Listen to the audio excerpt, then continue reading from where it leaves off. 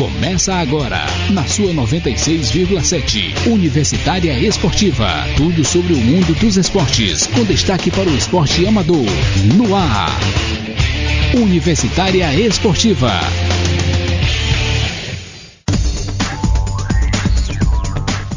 Bom dia, ouvintes! Começamos mais Universitária Esportiva, hoje quarta-feira, 10 de outubro. E ao meu lado sempre ela, a princesinha da Universitária Esportiva, claro, Neila do Rego Monteiro. E ao meu lado, Emanuele Messi Madeira. E no boletim esportivo de hoje, boas notícias para o esporte piauiense. Tem piauiense convocado para a seleção brasileira de basquete de cadeira de rodas. Tem notícias sobre as Paralimpíadas Escolares, notícias sobre os JUBs. As delegações piauienses conseguiram passagens, graças a Deus graças aos apoiadores vão aí viajar. E claro, muitas outras notícias. Tem novidade no vôlei, novidade no taekwondo, novidade na luta olímpica. Bastante notícias para hoje. Bola na rede, já saiu o calendário do Campeonato do Futebol Piauiense 2013. A gente vai já falar para vocês, recheado de competições, competição de janeiro a novembro de 2013, isso mesmo. Se tudo seguir do jeito que foi planejado, vai ser quase um ano inteiro de futebol piauiense aí pra vocês. Vamos falar das rodadas de ontem, da Série B, jogos decisivos. Quem tá na zona de rebaixamento, depois do jogo de ontem, não tem mais chances de sair. A liderança tá aí, continua lutando. Tem Série C também. A gente vai falar também dos times que estão tentando brigar na liderança dos dois grupos. Vamos falar das novidades no futebol brasileiro. Palmeiras aí atrás de nova contratação. E o novo foco do Palmeiras agora é Bruno Mineiro. Isso mesmo, o time tá correndo atrás. Vamos ver se fecha. E teve seleção também, amanhã tem jogo. Ontem teve treino. Kaká, pelo jeito, vai estar no time titular. A gente vai informar pra vocês. Além, claro, da convocação da seleção de futsal brasileira. Então é isso, continue na sintonia da 96,7, que a Universitária Esportiva está no ar.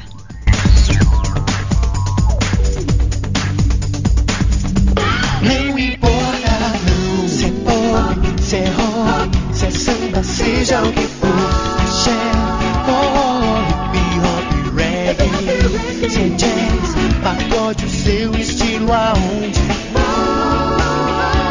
O importante é a qualidade. Altec, alta tecnologia em estúdio. Universitária Esportiva. Boletim esportivo.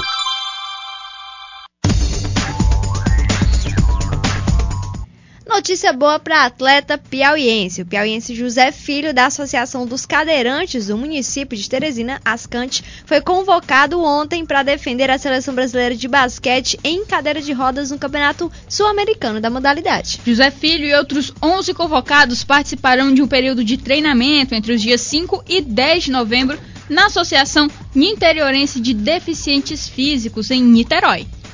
Esta é a quarta convocação de José Filho para a seleção brasileira de basquete em cadeira de rodas. Antes de ser convocado para o Campeonato Sul-Americano, ele ajudou a Ascante a conquistar o 3º lugar no Campeonato Regional Nordeste realizado em Salvador. O Campeonato Sul-Americano de basquete em cadeira de rodas acontece na Venezuela entre os dias 11 e 18 de novembro. Aí o José Filho, que já figurou também mais umas outras 2 vezes na seleção brasileira em convocações, outras 3. E ele que é um dos maiores expoentes aqui do basquete em cadeiras de roda, ele que está quase sempre sendo convocado aí para a seleção.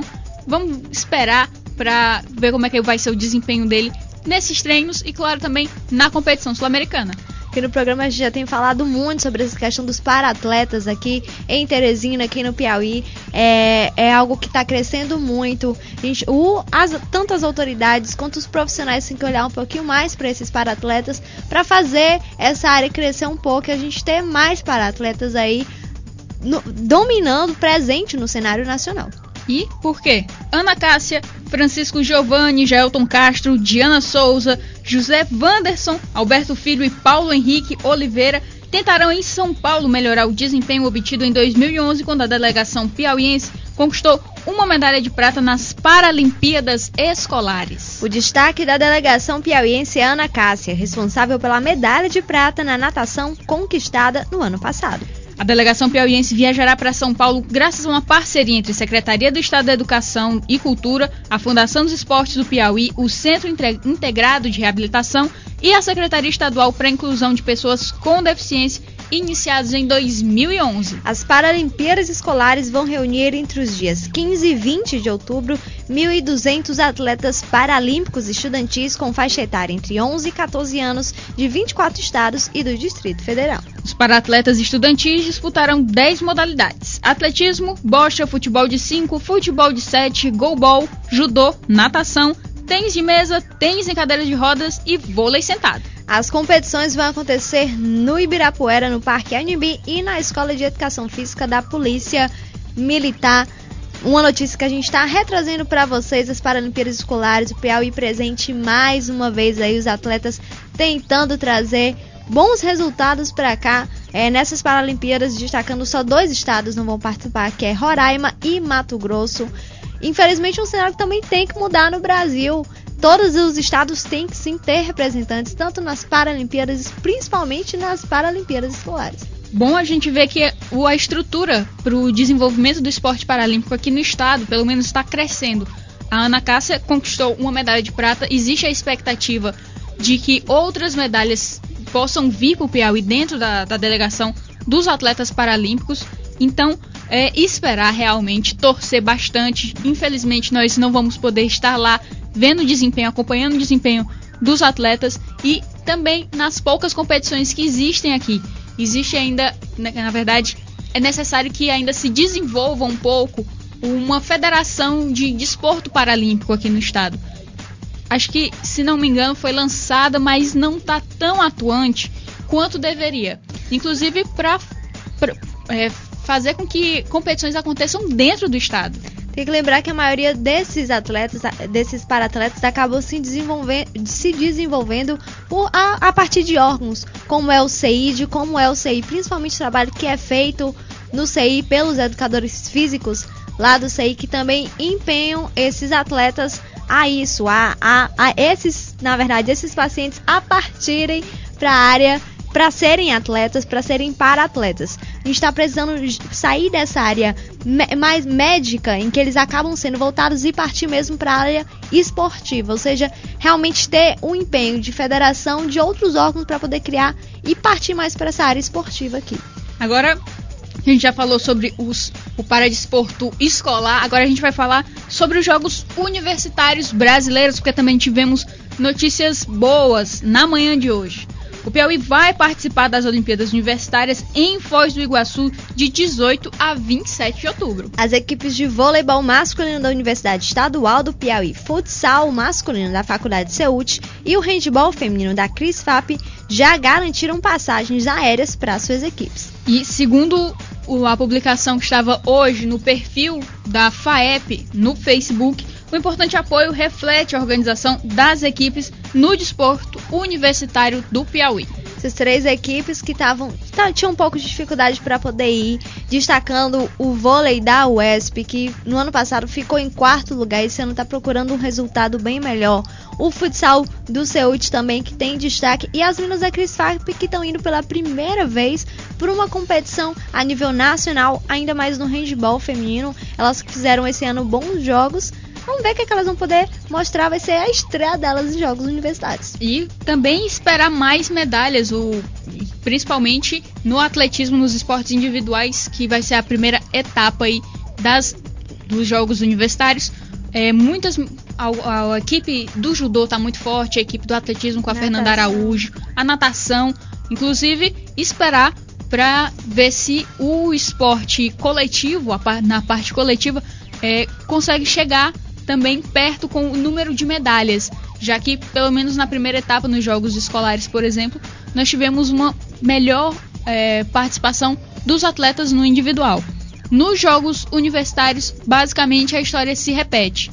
No entanto, vamos esperar aí um crescimento, principalmente aí do vôlei da UESP e do futsal da CEUT, que já são participantes, já são assíduos na competição. Do IFP também, que vão estar presentes. E esperar aí que a Cris Fábio faça uma boa competição e possa aí surpreender. Vamos seguir, vamos falar agora de automobilismo, porque a pilota espanhola, a Maria de Vilota, que está em processo de recuperação, falou ontem pela primeira vez após o acidente que ela sofreu em julho, quando ela estava realizando testes com o carro da equipe Marussia no aeroporto de Duxford, do Reino Unido. O acidente foi grave, ela bateu em alta velocidade em um dos caminhões da equipe e resultou em machucados no rosto e a perda do olho direito. Ela ainda deve passar por 2 cirurgias, mas já se considera uma vencedora. No entanto, Vilhota não esconde que se assustou com a própria imagem refletida no espelho quando acordou no hospital. Ela tinha 104 pontos no rosto, pretos, que, segundo ela, pareciam feitos com corda de barco e, claro, havia perdido o olho direito. Que na declaração ainda falou que ela pelo menos venceu o desafio porque ela estava viva. Tá aí, ela vai se recuperar. Claro, foi um acidente muito grave, ela perdeu a visão dela, perdeu totalmente o olho dela. Vai ser uma situação complicada, ainda mais para ela voltar para o automobilismo, que é praticamente impossível isso acontecer. Vamos ver daqui para frente como vai ser. Ela ainda tá no hospital, tá se recuperando. Ela que também já declarou que depois que a vida dela passou aí por ser sempre...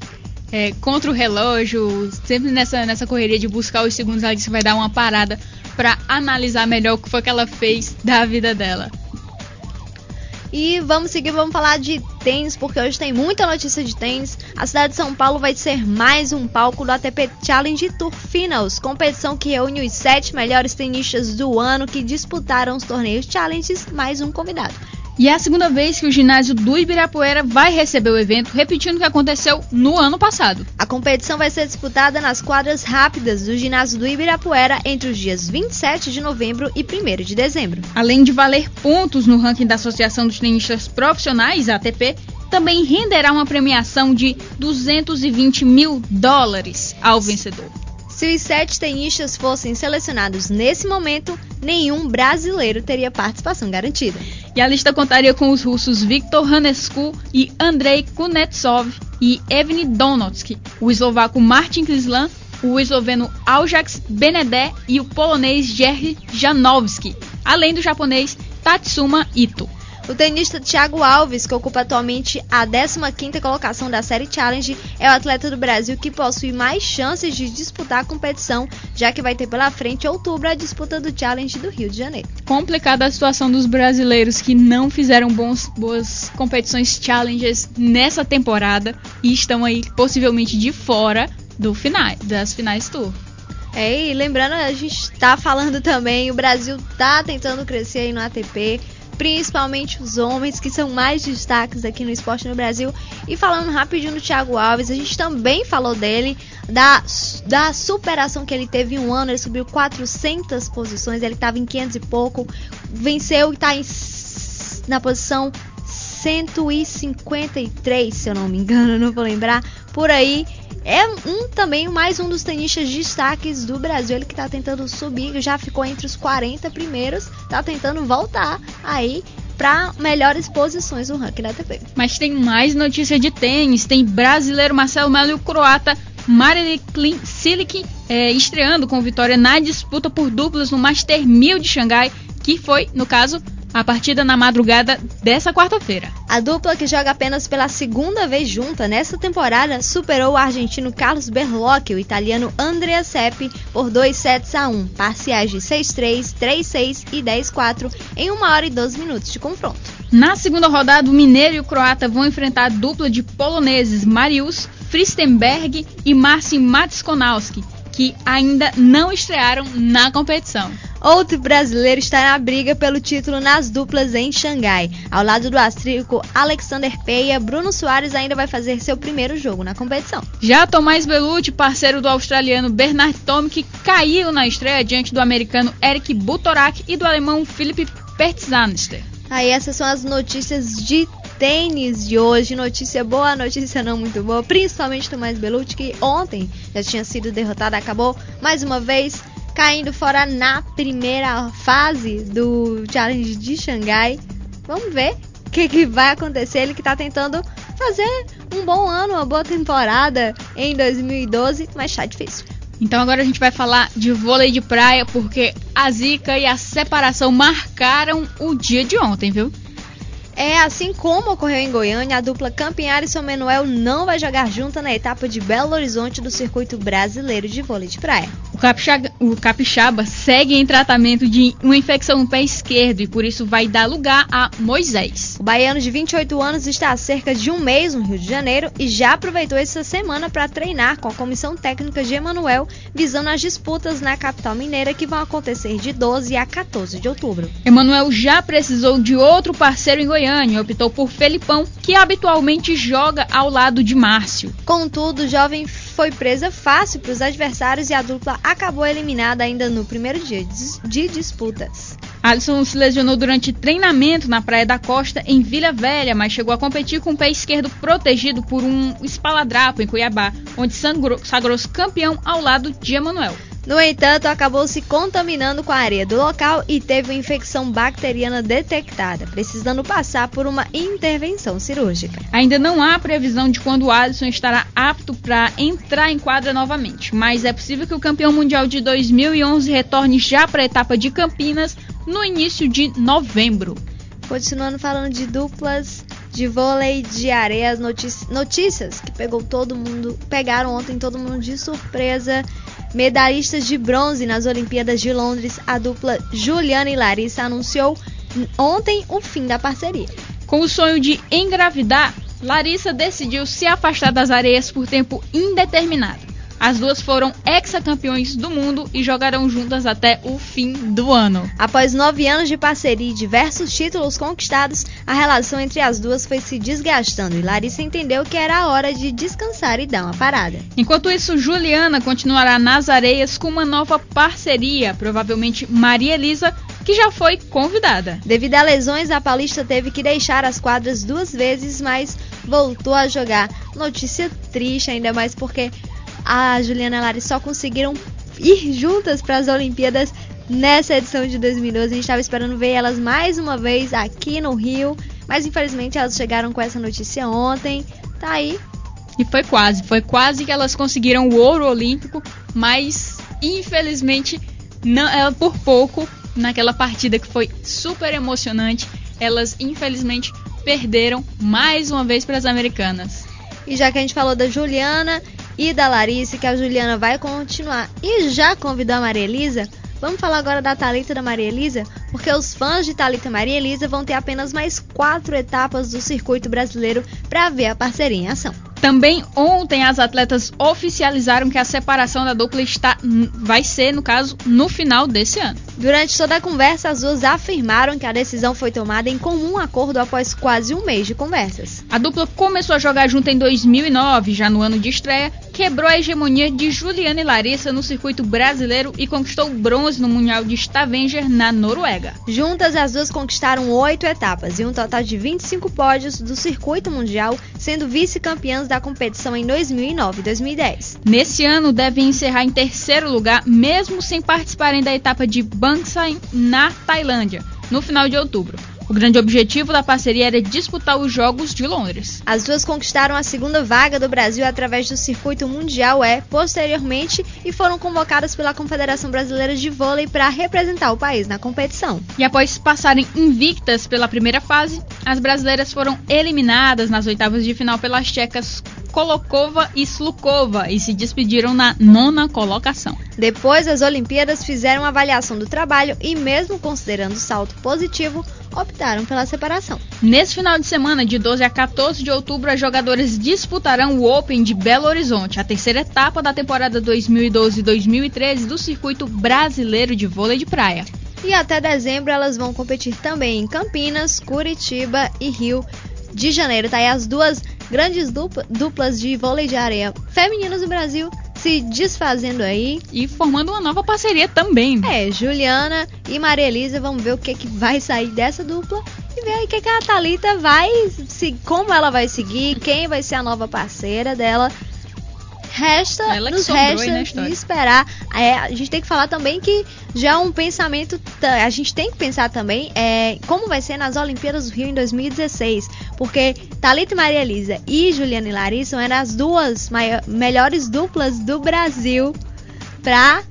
Na verdade, os dois nomes de duplas muito fortes que nós tínhamos aqui. Evidentemente, nós temos outros, mas não tão em evidência assim. Claro, surgirão à medida do tempo também. O circuito vai ajudar aí na descoberta. Vamos esperar quem será a nova parceria da Thalita, né? A nova parceira de quadra. Agora, a verdade é que as vagas estão abertas aí para quem vão ser as representantes do Brasil nas Olimpíadas do Rio, porque vão ser duplas que vão ainda se adaptar as duas juntas. Vamos ver como é que vai ser. Agora tá totalmente aberto pro Rio aí o vôlei de praia feminino. Então você que sabe jogar vôlei, quiser tentar uma vaga na Olimpíada, Thalita tá aí esperando uma jogadora pra fazer dupla com ela. Naira, você que está nos escutando, foi levantadora, quem sabe não é sua chance. Vamos seguir falando de vôlei, vamos pras quadras agora. Vamos, porque falar em sobrar, quem tá sobrando desde muito tempo é a Mari. O esperado duelo entre Mari do Fenerbahçe e Sheila do Osasco pode não acontecer. A Mari foi cortada dos Jogos Olímpicos de Londres e a jogadora ainda parece longe da forma física ideal. Contratada pelo Fenerbahçe da Turquia, a atleta amarga a condição de reserva. O Fenerbahçe, que se prepara para a disputa do Mundial de Clubes em Doha, no Catar, realizou jogos amistosos contra o Vakifbank, também da Turquia. Foram 3 jogos com 2 vitórias para o Vakifbank. O Fenerbahçe estreia no Mundial de Clubes dia 15. O adversário será o Lancheiras de Catano, de Porto Rico. 2 dias depois, a equipe turca encara o Kenya Prison, do Quênia. No grupo A estão Osasco, Borhaibank da China, o Habitat Baku do Azerbaijão, atual campeão. O campeonato começa no dia 14, no domingo. Tá aí a Mari, que não tá numa boa situação nem na seleção brasileira, para a qual ela já não estava sendo chamada. Foi cortada aí da seleção por causa de uma preferência do técnico José Roberto Guimarães. E agora tá no banco do Fenerbahçe, ela que joga ao lado da Paula Pequeno, ou jogaria se fosse escalada, Paula Pequeno, que é titular no time do Fenerbahçe. Tem a situação para ela também se preocupar, já que nem no Fenerbahçe ela tá sendo titular, ela tem que olhar direitinho aí, entrar em forma para ver se volta a entrar em quadra pelo Fenerbahçe e, claro, depois pelo Brasil. A Mari é o Kaká do vôlei de quadra, né? Era, né? Porque o Kaká agora tá voltando. Então, Mari, você tem uma chance. Vamos seguir, vamos falar de notícia boa também no handball. 9 dias após sofrer em quadro um derrame que a deixou internada todo esse tempo, a pivô da Seleção Brasileira de Handball, a Dani Piedade, recebeu alta hospitalar ontem em Ljubljana, na Eslovênia, onde defende as cores do crime. Daniela está no hospital desde o dia 30 de setembro, quando sofreu o derrame durante o aquecimento para a partida do seu clube. Na ocasião, a atleta começou a sentir dificuldades para falar e se movimentar e acabou desmaiando. Em seguida, os médicos já realizaram tomografias que minimizaram a gravidade do fato. Mesmo assim, acabou-se preferindo que a Dani ficasse internada até que o edema na área afetada diminuísse consideravelmente. Os exames não indicaram a causa do AVCI, o acidente vascular cerebral isquêmico, mas ainda outros serão realizados a fim de se descobrir a causa do acidente. Paulista de 32 anos, Dani esteve com a seleção brasileira nas últimas 3 edições dos Jogos Olímpicos. Notícia boa ontem que a Federação de Handebol Brasileira já deu na tarde. O médico da seleção que está acompanhando também essa recuperação da Dani Piedade. Alta agora, ela fazer os últimos exames, se recuperar para a gente ver como vai ser a partir de agora a vida dela também no handebol. E é importante frisar também essa questão, nós estamos falando há muito tempo desse acidente vascular cerebral, pode acontecer com qualquer pessoa, então ficar atento aos sinais de um possível AVC pode salvar aí a vida, a sua vida, a vida de alguém que ocasionalmente pode estar tendo um AVC. Então é importante prestar atenção nisso, nas dicas médicas e, claro, se cuidar também. Vamos continuar falando de notícia boa no esporte brasileiro. Os atletas brasileiros tiveram uma boa atuação no Campeonato Pan-Sul-Americano de Pentatlo Moderno, que aconteceu na Argentina no último fim de semana, e voltaram para casa com 28 medalhas na bagagem. Na competição foram disputadas diversas categorias divididas por idades: júnior, jovem e sênior. com premiações brasileiras em cada uma delas. O grande destaque foi a principal pentatleta do país, Yane Marques, que compete na categoria sênior feminina e conquistou 4 medalhas de ouro, individual e por equipes no Pan-Americano e no Sul-Americano. Também na sênior, mas no masculino, o destaque brasileiro foi Danilo Fagundes, com o ouro no individual sul-americano e a prata no individual sul-americano. O próximo desafio dos atletas brasileiros de pentatlo moderno é o Campeonato Nacional, que vai ser realizado nos dias 14 e 15 de dezembro na cidade de Resende, na região sul-fluminense. Tá aí começando a surgir novos nomes de destaque no esporte. Nós teremos aí uma grande invasão de nomes em esportes aí, até mesmo desconhecidos por grande parte. Não é agora uma coisa que tem que se frisar. Não é que não existiam esses nomes, mas poucas pessoas davam tanta importância até antes da Yane Marques conseguir uma medalha de bronze de surpresa na Olimpíada de Londres, já que muita gente não esperava essa medalha ter vindo num pentatlo, por exemplo. Isso no pentatlo que agora vai começar a se desenvolver mais, também por causa das Olimpíadas do Rio 2016. Os atletas estão se preparando muito bem e o governo também está olhando um pouquinho mais, claro, depois da conquista da Yane Marques. Mas não pode parar logo após terminar aí o Rio 2016, por exemplo. Tem que continuar o incentivo para o esporte, porque as políticas estão surgindo. Já que o país não quer fazer feio de uma forma geral, tanto no quadro de medalhas quanto na acomodação dos turistas para vir para cá. Inclusive, os ginásios têm de estar todos adaptados e muitos ainda estão sendo construídos sem as adaptações necessárias. Então, tem que esperar aí para vir mais alguém de fora para dizer que o Brasil precisa de um chute no traseiro para poder adaptar e fazer uma coisa só de uma só vez, não várias coisas, desconstrói, constrói, desconstrói, que é o que está acontecendo no país. Vamos falar agora de atletismo. A Federação Internacional de Atletismo divulgou ontem de manhã os nomes dos atletas que vão concorrer ao prêmio de melhor do ano, tradicionalmente concedido pela entidade. São 20 concorrentes ao todo, 10 homens e 10 mulheres, que contemplam 12 nacionalidades diferentes. Os principais nomes da lista são os atletas jamaicanos Usain Bolt e Johan Blake, medalhistas olímpicos em 2012. O homem mais rápido do mundo, que já faturou o prêmio da IAAF em 3 oportunidades, repetiu em Londres o seu feito em 2008 e conquistou 3 ouros, nos 100, nos 200 metros rasos e no revezamento 4%. Seu compatriota subiu ao pódio nas mesmas provas, com 2 pratas nas competições individuais e ouro com a equipe. Na competição, pelo reconhecimento como o melhor atleta do ano entre as mulheres, também tem uma jamaicana, a medalhista nos Jogos desse ano, Shelian Fraser-Pryce, que conquistou o ouro nos 100 metros rasos e 2 pratas no 200 metros e no revezamento 4 por 100 metros. E vamos continuar falando do Bolt, porque o Bolt não sabe o que ele vai fazer nas Olimpíadas do Rio, em que ele vai competir, e também não sabe o que ele vai fazer depois, porque a única certeza que ele tem nas Olimpíadas do Rio é que ele vai se aposentar depois das Olimpíadas. E ele já disse o que ele quer fazer depois das Olimpíadas do Rio. Usain Bolt revelou hoje de manhã, que cogita se tornar jogador de futebol no futuro após encerrar sua carreira nas pistas. O velocista jamaicano bicampeão olímpico também voltou a considerar a possibilidade de disputar as provas dos 400 metros e do salto em distância. Acredita-se que Bolt vai abandonar as pistas depois dos Jogos Olímpicos do Rio em 2016. Em solo brasileiro, o jamaicano vai tentar faturar o tricampeonato nos 100 e 200 metros, além, claro, do revezamento 4 por 100. Na segunda, como a gente também já tinha falado, Bolt havia garantido que iria focar nessas 3 provas em sua preparação para a próxima Olimpíada. Mas voltou a levantar a hipótese de disputar e testar novas provas no circuito. O Bolt que tá meio confuso e tá deixando todo mundo confuso. Acho que ele vai chegar aqui no Rio com a surpresa para definir o que ele vai fazer. E essa de se tornar jogador de futebol, acho que foi a maior surpresa de todas.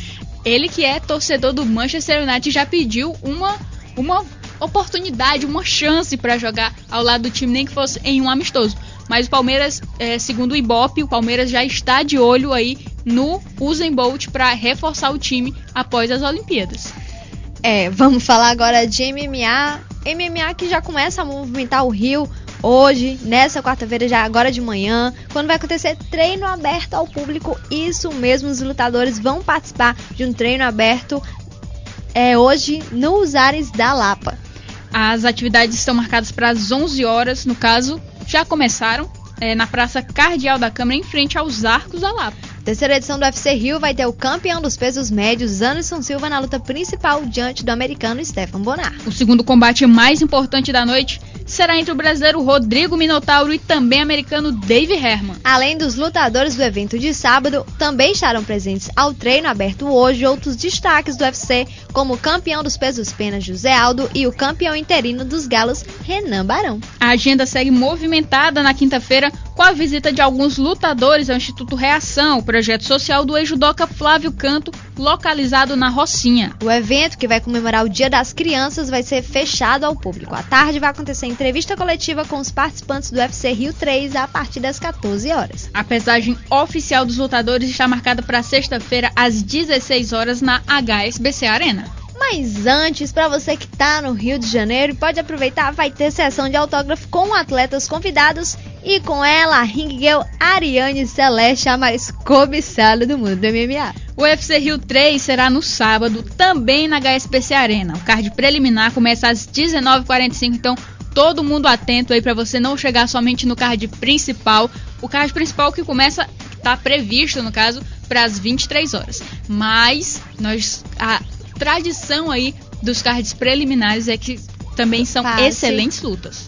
Vamos seguir agora, aliás, vamos falar rapidinho, só relembrar o card principal e o card preliminar do UFC Rio 3. No card principal, Anderson Silva e Stephan Bonnar, Rodrigo Minotauro e Dave Herman, Glover Teixeira e Fábio Maldonado, John Fitch e Eric Silva, Wagner Caldeirão e Phil Davis, e Demian Maia e Rick Story. No card preliminar, Rony Jason e Sam Cecília. E a luta da noite, Gleison Tibau e Francisco Massaranduba, Diego Brandão e Joey Gambino, Serginho Moraes e René Forte. Ainda tem Luiz Banha e Cris Camose. E Cristiano Marcelo e Reza Madad, começando aí o card preliminar e as lutas no UFC Rio 3. Aí, esperem do card preliminar uma luta perfeita do Tibau e do Massaranduba. Vai ser incrível essa luta. Eu acho que vai ser a luta que vai animar todo mundo, porque são dois lutadores que gostam justamente de pancada, de porrada, então vai ser um partido pra cima do outro, ainda mais no peso leve, que é um peso de muita agilidade. Eles não vão cansar e eu acho que vai ser a luta que vai realmente levar o público no Rio ao delírio. E o Massaranduba, que já tem a postura de sempre estar indo pra cima, então... O Gleison Tibau também, eu tô falando, vai ser uma luta incrível. Vai ser uma luta realmente, então... Não percam o card preliminar previsto para as 19h45, o início. E vamos seguir falando de luta, vamos falar agora de luta olímpica. A Confederação Brasileira de Lutas Associadas convocou 9 atletas para o Campeonato Sul-Americano Sênior de Luta Olímpica. A competição, que será disputada no dia 30 de outubro a 4 de novembro em Lima, no Peru, vai definir os lutadores que serão contemplados com o programa Bolsa Atleta na categoria Atleta Internacional. Foram convocados apenas atletas que não possuem o benefício do governo federal. Entre estes foram selecionados campeões brasileiros ou vices com perspectiva de evolução para participarem dos Jogos de 2016. Medalhistas de competições nacionais que não estão na lista, mas que queiram participar do Sul-Americano vão poder solicitar uma vaga desde que arquem com os custos de viagem de inscrição. A relação final será confirmada no dia 15 de outubro. Vamos falar rapidinho dos convocados no estilo livre feminino. Suzana Almeida, do Rio, até 48 quilos. Thalita Giongo, de Santa Catarina, até 51 quilos. Gilga Oliveira, de São Paulo, até 67 quilos. E Aline Ferreira, também de São Paulo, até 72 quilos. Já no estilo greco-romano, tem Diego Romanelli, de Minas Gerais, até 60 quilos. Ângelo Moreira, também de Minas, até 66 quilos. E Dave Albino, de São Paulo, até 96 quilos. No estilo livre masculino, Rafael Jesus, de São Paulo, até 66 quilos. E Adrian Jaoldi, do Rio, até 84 quilos. Na luta olímpica também, que o Brasil tenta se destacar nas Olimpíadas, mais um esporte que está no seu preparo pensando no Rio 2016. E quem sabe possa surpreender, tal qual foi o boxe nessas Olimpíadas de 2012. Muita gente não acreditava que o boxe pudesse trazer bons resultados, no entanto, trouxe aí 3 medalhas. Vamos continuar falando de convocação, vamos falar agora no Taekwondo, com os Jogos Olímpicos de Londres cada vez mais na memória dos atletas. A seleção brasileira de Taekwondo dá início ao novo ciclo visando as Olimpíadas do Rio em 2016. A delegação, composta por 16 lutadores, disputa entre hoje e sexta-feira o Campeonato Pan-Americano em Sucre, na Bolívia. Únicos a representarem o Brasil na capital inglesa, Diogo Silva e Natália Falavina, que se recupera de 2 cirurgias no joelho e no tornozelo, não vão competir no segundo evento mais importante da modalidade no ano. No feminino, o Brasil vai ao tatame com Iris Tangsinha, até 46 quilos, Kátia Aracari, até 49, Talisca dos Reis, até 53, Rafaela Araújo, até 57, Júlia Vasconcelos, até 62, Débora Nunes, até 57 quilos, Rafaele Souza, até 73 e Heloraine Paiva, até mais de 73 quilos. No masculino, vão vestir o doboque brasileiro Michael Soares, até 54 quilos, Guilherme Alves, até 58 quilos, Marcel Venceslau, até 63 quilos, Gustavo Souza, até 68 quilos, Thiago Oliveira, até 74 quilos, Diego Azevedo, até 80 quilos, Guilherme Félix, até 87 quilos e Fernando Moreira, acima de 87 quilos. Eles terão a concorrência de taekwondistas de outros 41 países do continente americano. É isso, antes da gente encerrar o boletim rapidinho, o pessoal do 6º Encontro de Parkour aqui de Teresina já divulgou toda a programação do evento que vai acontecer a partir de sexta-feira, 12, 13 e 14 de outubro, e amanhã os meninos do Parkour THE vão vir aqui para, claro, convidar vocês e falar um pouquinho do evento. O evento que tá com uma programação muito boa. Mas é isso aí, Universitário Esportiva volta já!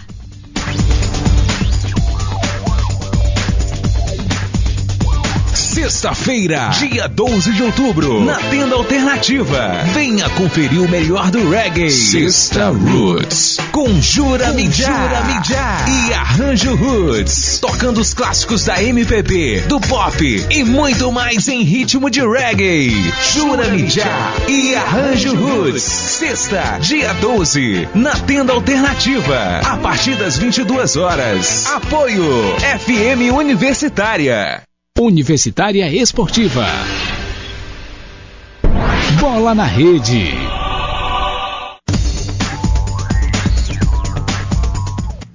Notícia boa já para o futebol piauiense. A Federação de Futebol do Piauí já organizou todo o calendário 2013. De acordo com o calendário divulgado, o futebol piauiense vai estar ativo de janeiro até novembro, com o Campeonato Piauiense Profissional acontecendo a partir de 27 de janeiro. É o que pretende, pelo menos, a federação. E tem também Piauiense Sub-12, Piauiense Sub-17, Piauiense Sub-15 e Sub-20. Além disso, tem segunda divisão do Campeonato Piauiense, Copas Piauí. Além da masculina profissional, vai ter também feminina. Tá aí, o calendário tá organizadinho aqui, foi enviado para a imprensa, tá todo organizadinho, colocando também, claro, as competições nacionais. Tem Copa do Brasil de Futebol Feminino, nosso representante é o Tiradentes, Copa do Brasil de Futebol Profissional, os nossos representantes, Parnaíba e Flamengo, e tem também a Série D, e vamos ver como vai ser agora o futebol piauiense. Vai ser muito bom se ficar ativo de janeiro a novembro, vai diminuir o tempo ocioso dos jogadores, essas dispensa, o tempo que eles vão ficar parados por causa da dispensa de não ter competições, além dos times não terem como manter esses jogadores. Uma boa iniciativa do calendário 2013 já divulgado em 2012. A federação tá de parabéns mesmo. Se o calendário for seguido, o futebol piauiense tem aí boas perspectivas de um desenvolvimento além daquilo que a gente tá prevendo aqui para esse próximo ano. E torcedores, vocês não vão ter motivos para não ir ao estádio aqui em Teresina e, claro, no interior. Vamos seguir no Bola na Rede, vamos falar da rodada de ontem da Série B. Joinville e São Caetano empataram 100 gols na Arena Joinville em duelo válido já pela 29ª rodada.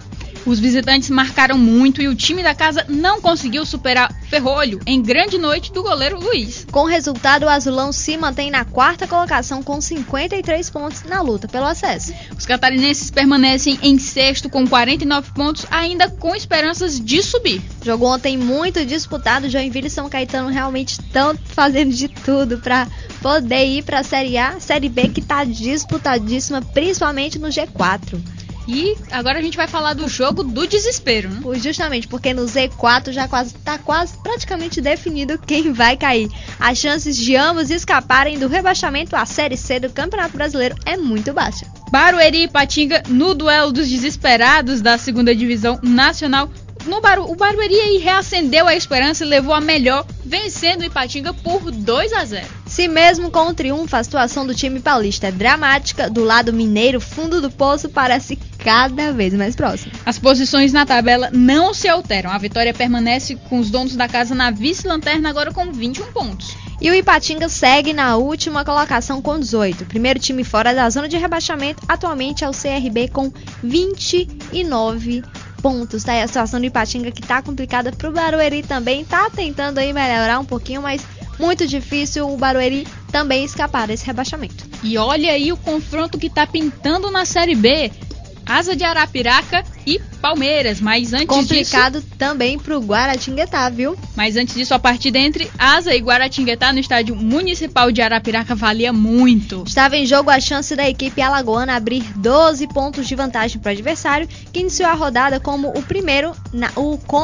na primeira posição da zona de rebaixamento, o que daria mais tranquilidade ao Fantasma na reta final da competição. E com os gols de Chiquinho Baiano 2 vezes e Dedira, o Asa venceu a Garça por 3-1. Igor descontou para o time do Vale do Paraíba. Com a vitória, a nona em 15 jogos como mandante, a equipe alagoana foi a 37 pontos, subindo para a 11ª colocação e se afastando de vez do Z4. Já o Guará fica com 25 pontos na 17ª posição e pode terminar a rodada em 18º, caso o Bragantino vença o Guarani na sexta-feira em Campinas. Aí a Série B já nas últimas rodadas, já se definindo aí quem sobe, quem continua na Série B e quem desce, claro, para a maior preocupação aí dos times.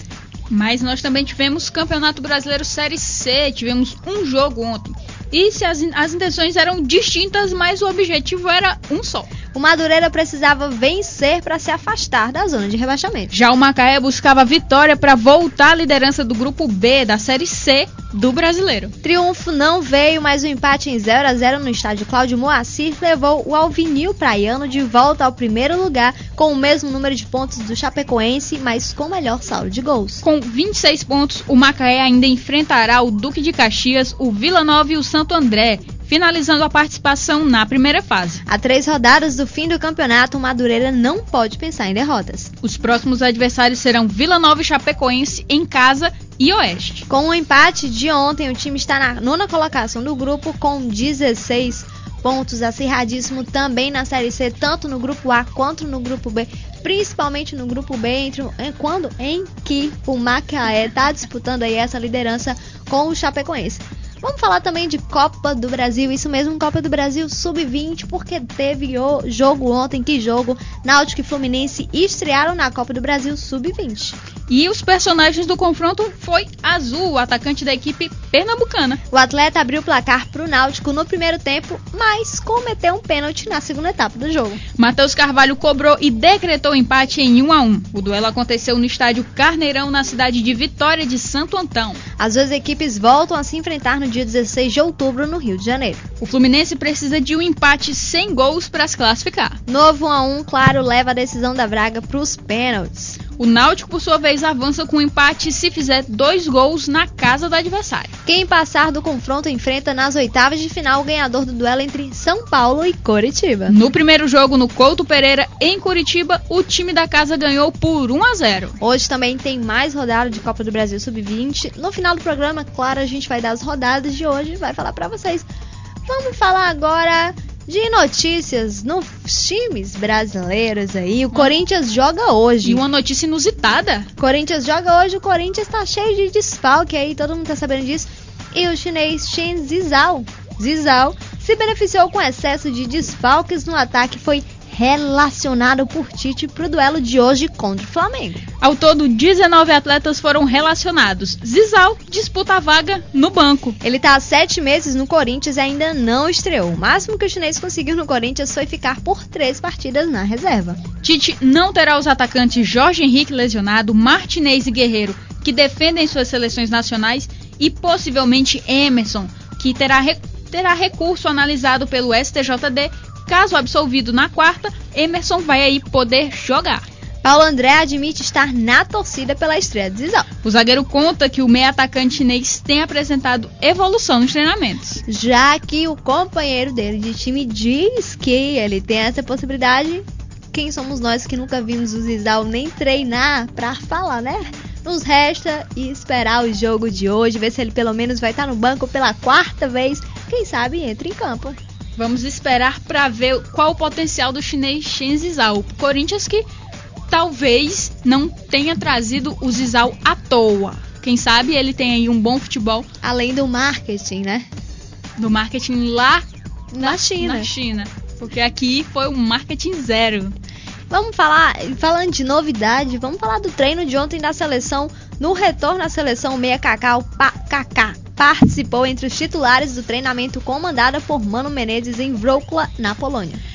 Na primeira atividade, visando o amistoso contra Iraque e Japão, o jogador do Real Madrid formou quarteto ofensivo ao lado de Oscar, Hulk e Neymar. Sem contar com os laterais Daniel Alves e Alexandro, cortados por lesão, Mano priorizou a escalação de uma equipe ofensiva, com Paulinho e Ramírez formando a dupla de volantes. No gol, o treinador promoveu um revezamento entre Diego Alves e Jefferson entre os titulares. Toda vez é isso, todo jogo fica nessa dúvida justamente no gol. Com isso, Mano montou um time titular com Diego Alves ou Jefferson, Adriano, Thiago Silva, Davi Luiz e Marcelo, Paulinho, Ramírez, Oscar e Kaká, Hulk e Neymar. A ausência do treinamento desta terça ficou por conta do atacante Leandro Damião, que ainda se recupera de uma lesão no tornozelo direito. De acordo com a comissão técnica, o jogador do Internacional realiza trabalhos físicos na academia. O Brasil enfrenta o Iraque nessa quinta, às 15h30, na cidade de Malmö.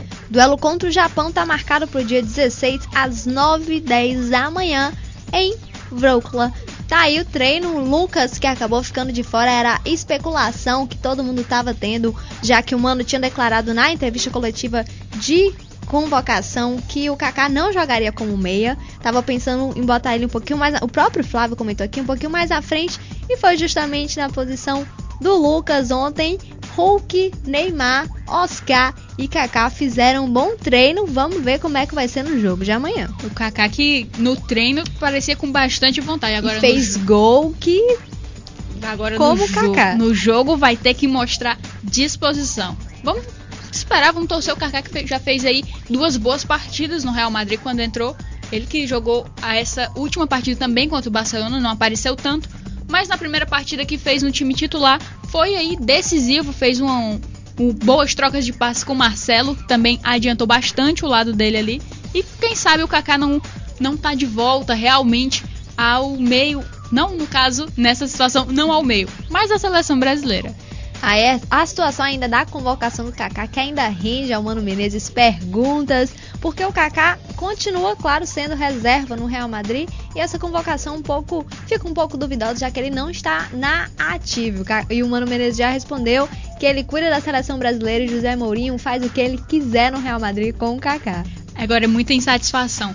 As primeiras perguntas eram por que não o Kaká? Por que não o Kaká? Agora é por que o Kaká aí? Kaká vai mostrar amanhã por que ele foi convocado, gente. Sim, é bom que ele mostre mesmo. Vamos continuar falando do Alex, porque o Alex é o nome agora até acabar a temporada do Brasil e começar a próxima. Alex vai ser o nome que vocês mais vão ouvir no futebol brasileiro. É a nova novela, Quem Fica com Alex. Na mira do Cruzeiro para a próxima temporada, o meia Alex agradeceu a manifestação realizada por torcedores celestes na noite de segunda-feira no centro da capital mineira.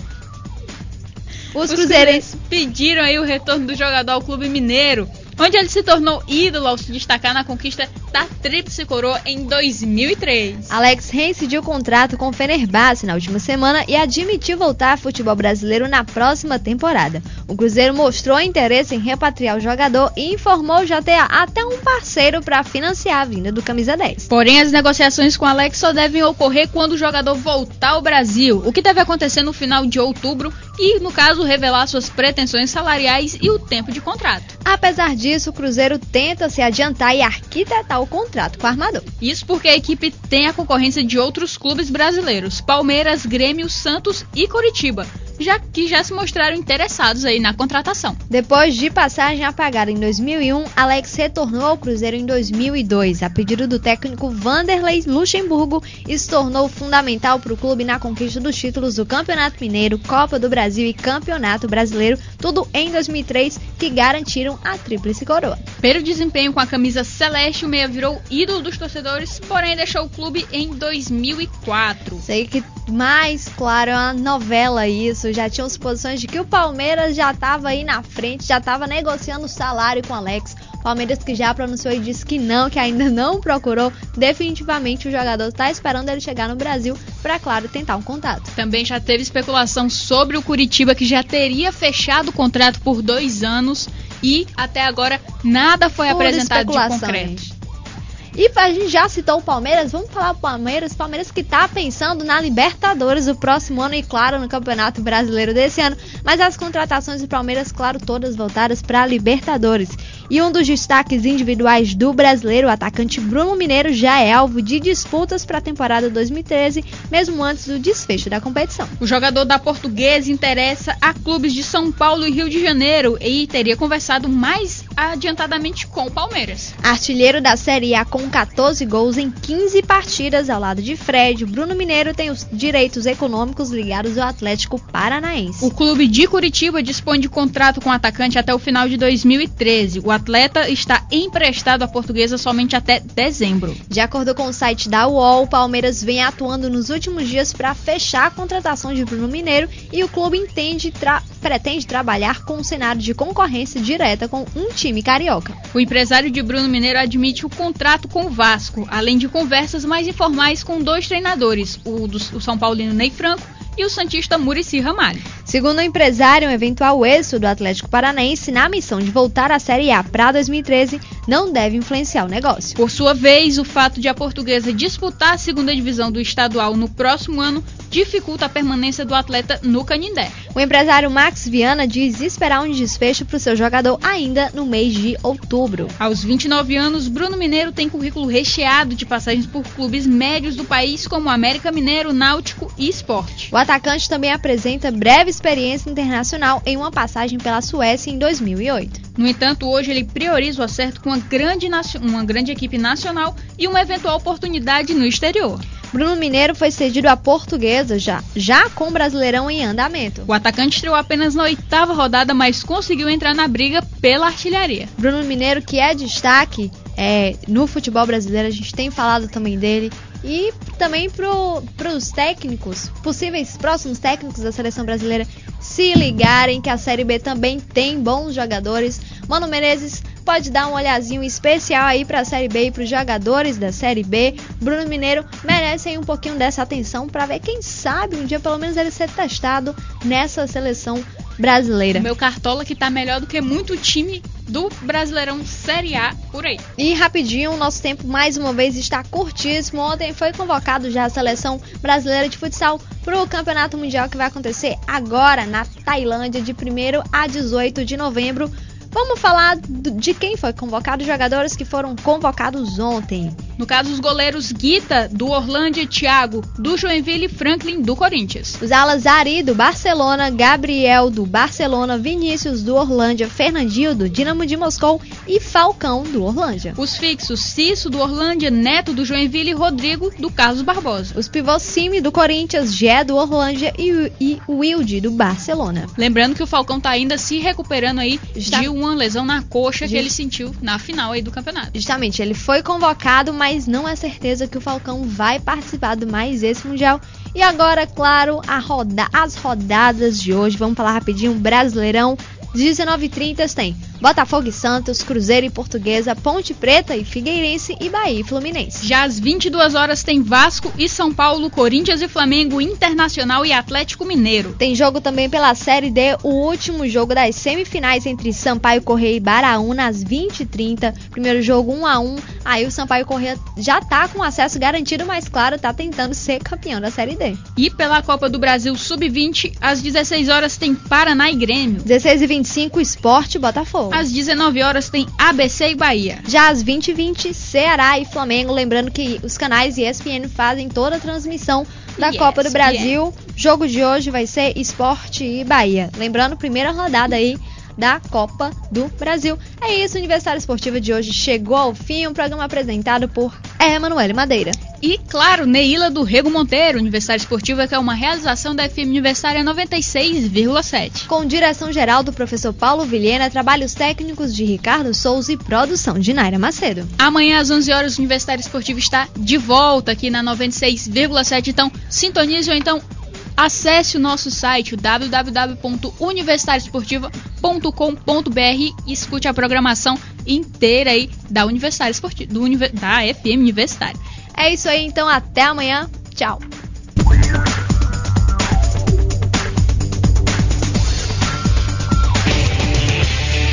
Você ouviu Universitária Esportiva.